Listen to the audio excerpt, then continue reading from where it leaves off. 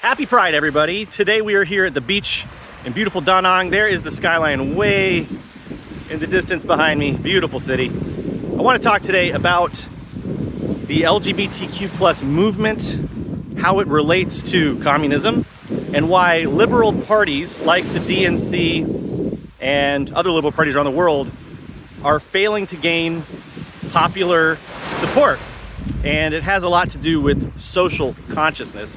I'm working on a fuller video about this topic right now, so be sure to subscribe if you want to hear more. But social consciousness is basically just the ideas that we all share together in society and that we share together in subgroups of society, like the LGBTQ plus movement. And the highest form of social consciousness, according to the historical materialist framework of understanding humanity, is what we call ideology. Ideology is just a very highly advanced systemic way of thinking about things.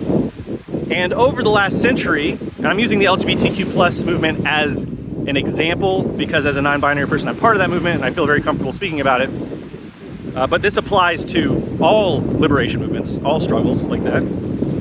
The social consciousness, the ideology of the LGBTQ plus movement has really evolved and advanced over the last century to the point where now it is a very highly developed movement and we understand the nature of our own oppression very well, very deeply. There's been a lot of popular struggle, popular movement, academic study of these issues to the point where nowadays, if you're in the LGBTQ plus movement, you understand your struggle very well. When I was in my 20s, I had never even heard the word non-binary. I didn't even know that that was a concept.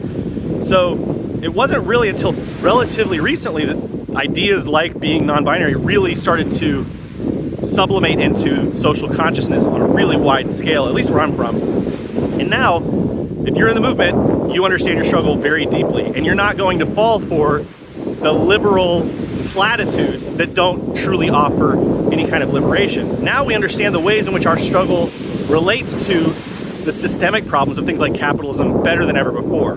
That's why liberal parties can't address our issues, and that's why we will not join based on liberal identity politics. That's a big problem for them because all they have to go on is liberal identity politics because they don't have revolutionary economic policy.